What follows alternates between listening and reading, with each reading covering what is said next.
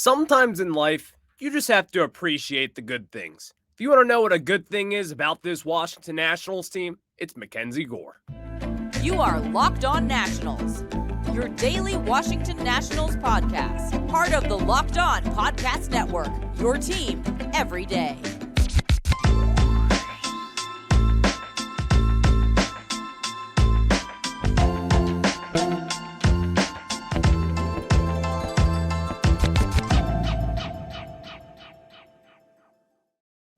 And thank you all for making Locked On Nationals your first listen every day, as we are free and available wherever you get your podcasts. And of course, I'm your host, Ryan Clary. And for the everydayers out there, you know where to find me, Ryan Clary 11, over on Twitter or X, whatever you want to call it. And of course, the show page at LO_Nationals. For all your latest Nationals news and notes, that is where you can find it. And of course, we are your team every single day. Later on in today's show, the Nationals they're not going for their first series win. They're going for their sixth straight series win against the Toronto Blue Jays today at 3:07 Eastern Time. We'll preview that a little bit later on as Patrick Corbin takes on former New York Met Chris Bassett. We'll preview that just a little later. Also, the September rotation. I don't know if people have really been following along with this, but Andrew Golden of the Washington Post wrote a very interesting piece about this national starting rotation staff heading into September and how it could look a little bit different. We'll discuss that, and I'm just going to kind of branch off that and get into who maybe could get called up and who maybe could sit out this September. We'll see about what I think there. Also, this Nationals team, the team that we cover every single day, bottom of the ninth inning yesterday. Were you a little nervous? I was. Bases loaded, nobody out. Kyle Finnegan, one of the best closers in baseball the second half of this season, came in, bases loaded, nobody out. Oh my God, this is going to be a disaster. Kyle Finnegan may have just thrown up all over himself, and this is not good. But the Nationals came out on top, and there is obviously a lot more than just that ninth inning there. First and foremost, let's get to some quick highlights real quick as Carter Kieboom just Kiebooming. Carter Kieboom and what he has done so far, just over 8 days in the major leagues, or I guess even 10 days at this moment in time. But he's got 3 home runs in his first week back in the major leagues. And Carter Kieboom, this is going to be a discussing point going forward. This is going to be a hot topic heading into the offseason and really throughout the duration of the next month of September. With Carter Kieboom, if the Nationals were to be able to get some juice back, and if they were to put some of that toothpaste back in the tube, this team would look a lot different going into the offseason. Now, is Carter Kieboom going to be someone that we can rely on moving forward? That's still to be determined at this moment. But heading really back into September, or going into September rather, this is going to be an interesting storyline just because of the way that Carter Kieboom has been hitting over the season so far. Now, while, again, his numbers aren't crazy good, but Carter Kieboom has 3 home runs over the course of this season so far. In over, 8 games or so, he's batting .273. He's got a .1031 OPS. And again, those 3 home runs that have stood out. And these aren't just little lollygag shots. These are long gone home runs. This is something that we haven't really seen from Carter Kieboom. And even down in the minor leagues, Carter Kieboom wasn't really known for his power.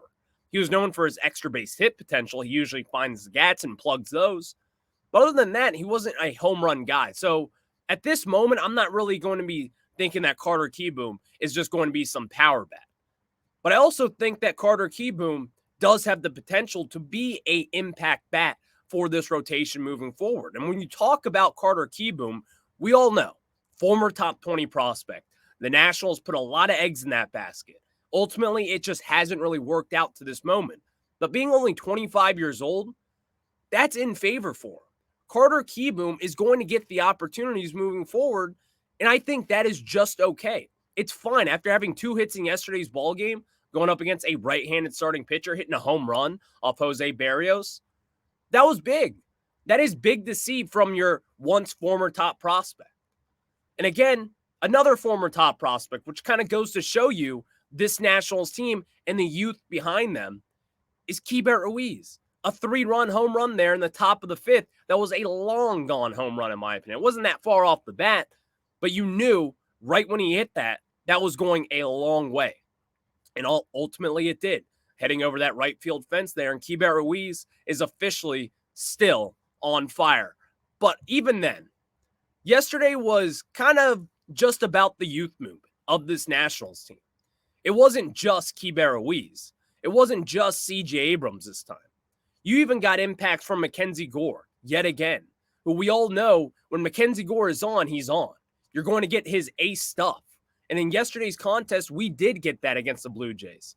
Over the course of really 5 innings pitched yesterday, he gave up 6 hits, which is not great. He gave up that home run. But even then, that's not the end of this world. That's not the end of the world for this team. Because MacKenzie Gore still is young. He's still a promising prospect. You still have those eggs in those baskets of him being the next guy in this rotation. Because Josiah Gray, whether we like it or not, he's taken a step back over the last month or so. We discussed that yesterday on the first segment of the show and how it's a little bit concerning and what they should do moving forward. Should they skip a start? We'll see. But with what MacKenzie Gore has done, and it's not over just really the entire season. He's been up and down. We know that. We realize that. Back in July and when the summer really came in and started to heat up a little bit, the ball started to fly off him. But moving forward, you start to see the little improvements. The little improvements like only walking 2 batters in those 5 innings.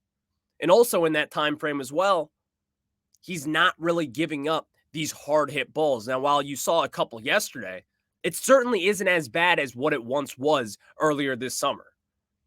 This Nationals team is starting to gel together. And I think in that aspect of it, when you're talking about this young, scrappy Nationals lineup, that is one of the most important things. That is one of the most important things of the 2023 season is to have these young guys really gel together and settle that next foundation for the Nationals.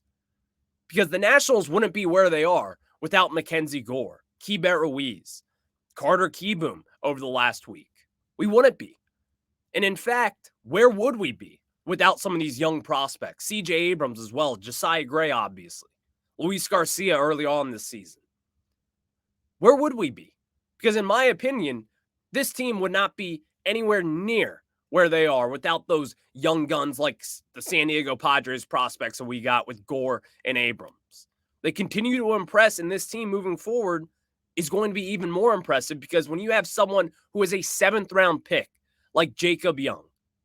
Jacob Young and what he did in yesterday's ball game, first and foremost, he gets his first major league hit. Now, while it was a drag bunt for his first hit, that kind of sucks, if we're being honest, to have it be a bunt to be your first major league hit because Jacob Young is a hitter. Is he a slugger? Is he going to be someone that's going to hit for power? Not necessarily. But Jacob Young is certainly talented. And the highlight of all highlights is what he did in the bottom of the 8th with 2 outs and runners on the corners. Alejandro Kirk, their designated hitter in yesterday's ball game, we all know he is not a fast runner. You can see it pretty obviously there. Jacob Young gets that ball about, I would say, roughly 350 feet from home plate. Jacob Young hoses Alejandro Kirk at home to save the run, to save the inning, and to go into the 9th with the lead still. Unbelievable play by Jacob Young. So in that night, it wasn't just your old guys, your old typical guys like Joey Meneses getting it done for the Nationals. It wasn't Dominic Smith coming up in the clutch. It was Jacob Young. C.J. Abrams had some impact. Carter Kieboom. Jake Alou had a hit in yesterday's ball game as well. MacKenzie Gore pitching lights out. Mason Thompson looking decent out of the bullpen in an inning and 2/3. Hunter Harvey looking decent in an inning and a third. Kyle Finnegan coming in to shut the door down after what seemed to be a total disaster at one moment in time in that 9th inning. When this Nationals team, as they continue to get more mature, as they continue to get more at-bats and really just more outings as in general, it's going to look better. And I also think it's kind of naive to say for me, that we did not expect this. We probably should have, considering that this team does have a lot of talent.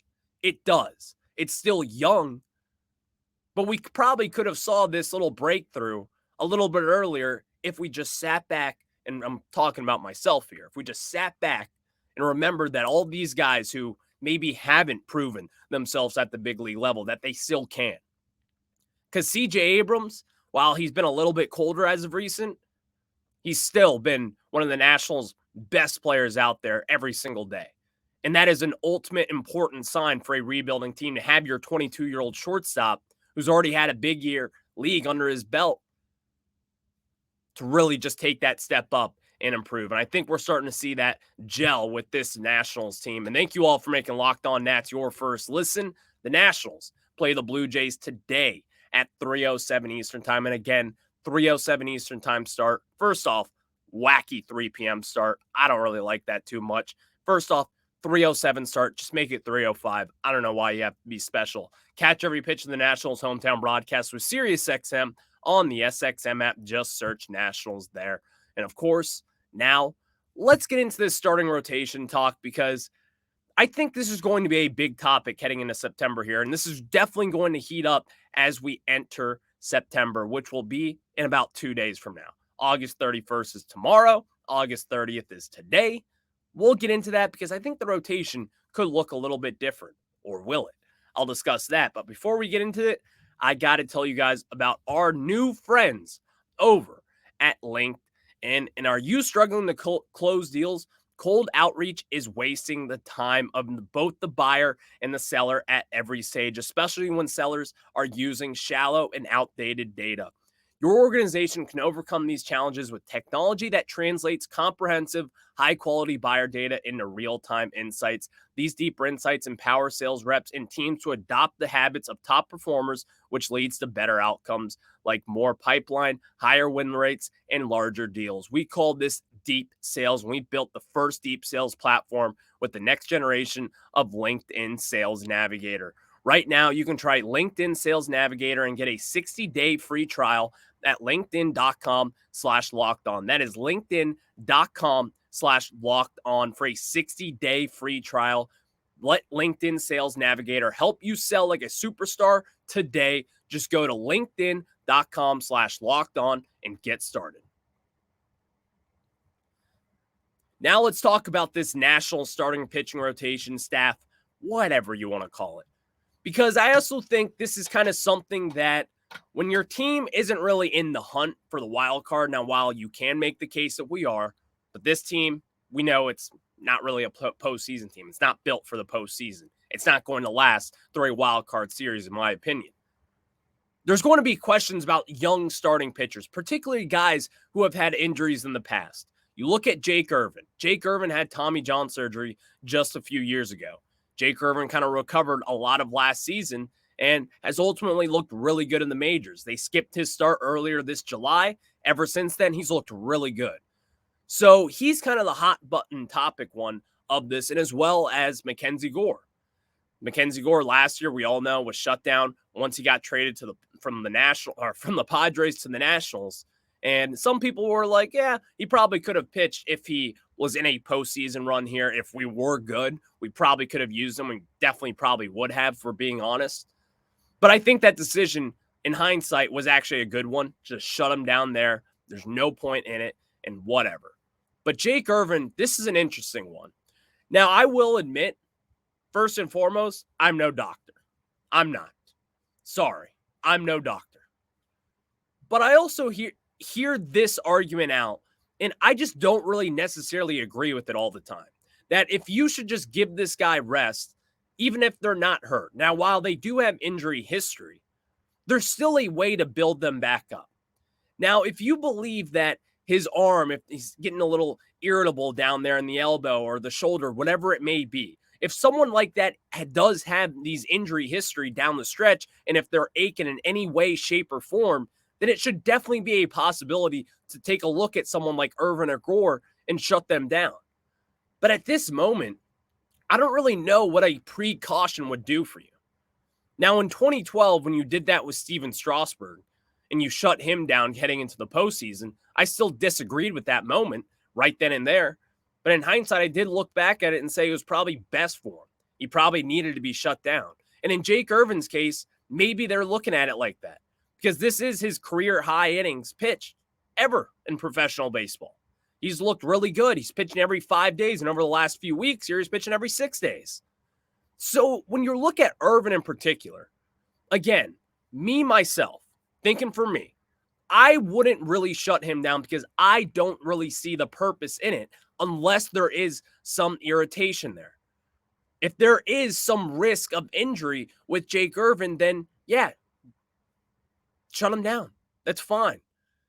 But at this moment, one, there's nothing to believe that there should be any injury history with Irvin. And while the Nationals, they have in the past, again, really been kind of cautious with their pitchers, and they have shut them down. They have been kind of at the forefront of that. So it wouldn't surprise me whatsoever to see Jake Irvin shut down. Now, on the other hand, with MacKenzie Gore, I wouldn't at this moment in time. Because one, the injury that he sustained last year, again, was not as serious as a lot of people may think. He was shut down, again, because this team just wasn't really contending. It wasn't contending, in fact. That was the worst team in baseball last year. There's no point in throwing him out there every 5 days and seeing what he can do. Because one, you have bad defense behind him, one of the worst defensive teams in all of baseball last year. And two, this team just wasn't going to be going anywhere. And they were kind of in tanking mode, if we're being honest as well. They wanted to get the opportunity to get Dylan Cruz at the top of the draft. Luckily, they still did at number 2. But when you talk about guys and just shutting them down, and really with Gore and Irvin in particular, it just doesn't really coincide with the way I think. I think if they were to battle through this season and finish the season healthy and get to 30 starts or whatever it is, I think that would be a better step for these young pitchers. Because we talk about it a lot here with Josiah Gray. I remember this so vividly because I was so just kind of taken it back by it. I just didn't really understand the comment that Mike Rizzo made. But if you remember at the end of last year, he talked about Mike Rizzo and he was like, well, Josiah Gray had a successful season in our eyes because he got through the season healthy. And that is an important factor in this entire equation. If you still believe that these guys, Gore, Irvin, Trevor Williams, whatever it is, then they should still be out there every 6 days. You have this 6-man rotation and kind of stretch out these starters a little bit and get them an extra rest. I think that is enough for them. Besides, what would a few extra starts do for Irvin and Gore? If you want to skip a start in September, be my guest. But at this moment in time, I just wouldn't do it. They've both had really good seasons. And if they were to finish off this year on a strong note in September, you enter the offseason healthy, first and foremost. And two, you have a ton to build off of with those two. Because Jake Irvin, as we said, has looked really good as of recent. This is starting to become a success story with Jake Irvin. So I think if you were to carry on with this momentum and really with him and Gore, then I think that molds better for the future in what this Nationals team really wants, which is a maybe a 4-starter or a 5-starter in the rotation with Irvin, and then as well as one of your next aces with MacKenzie Gore. And I just feel like it would help them take that next step up, even if you were to just give them the next few starts. Take a start away from them. Call Jackson Rutledge up from the minor leagues and have him take up a start here and there. I think there are multiple different opportunities in which this Nationals way could go. Because we all know Mike Rizzo and Davey Martinez, they have been cautious with stuff like this. And maybe they're right to do so. Because this organization, we know about pitchers who have had long histories of arm injuries. It's not fun. Steven Strasburg just retired last week. It sucks. It's terrible. But even then, not everyone is Steven Strasburg. And I think a lot of Nationals fans, we kind of get lost in that cloud a little bit, including myself, because we were a little bit burned by Strasburg. Not by himself, obviously. He has no control over that whatsoever. But we were burned from one of the best pitching prospects over the last 15 years. We could have had someone who was healthy. So I think a lot of Nationals fans may look at that and say, I don't want that to happen again. And maybe you're right. Maybe we are. Maybe we can't be burned again. Maybe we do shut them down moving forward. But is it really in the best interest of this team going forward not to have these guys finish the season if they are healthy? And again, this is a different conversation if these guys aren't healthy. And maybe that's their whole point, is that they want to get them out of the season healthy. And that is why they may shut them down. And again, no one's really saying this. No one's really alluded to this yet. But we all know that this Nationals team has always been this way when it comes to young starting pitching. And a lot of teams are as well. So maybe they do it. If they do it, that's fine. I wouldn't do it. I wouldn't agree with it. But if they're aching, if they feel like there's a threat of an injury, and if they feel like they may be just overusing Jake Irvin because of that Tommy John surgery, in that case, fine, I'll take it. But in MacKenzie Gore's case, I would like to see him finish the year healthy and build off what he did this year for next year in 2024 when this Nationals team could very well be competing for a wild card spot. Thank you all for making Locked On Nats your first listen every day. And of course, you guys can check out the Nationals play the Blue Jays today at 3:07 Eastern time as Patrick Corbin, Chris Bassett, you too. Pitching matchup for today. Catch every pitch of the Nationals hometown broadcast with SiriusXM on the SXM app. Just search Nationals there. And now let's talk about this Nationals team because they go for a 6th straight series win today against the Toronto Blue Jays. And not against the Toronto Blue Jays, but 6 straight series wins in 2023. We'll discuss that after this.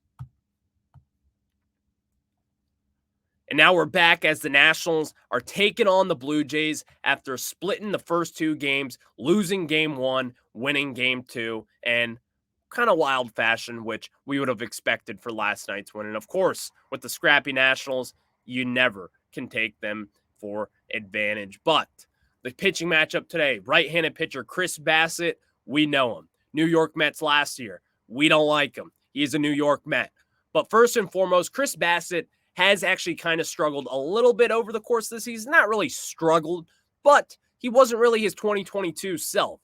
Last year, he had a pretty good season with the Mets. This year, it's been a little bit up and down to say the least. But this Nationals team ultimately doesn't really have that much experience going up against Chris Bassett. Right now, the one that really sticks out to me is kind of been our guy this year, who has been our guy, in fact, Lane Thomas.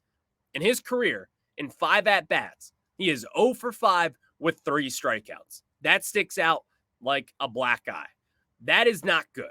So when you're talking about Lane Thomas, again, one of your better power bats, one of your better productive guys, that is not something that you love to see. But as we have seen with this Nationals team over the last month or so, even with Lane Thomas kind of slumping here and there, not really going back to his old June and July ways of him just tearing the cover off the baseball, Lane Thomas doesn't have to be the guy anymore.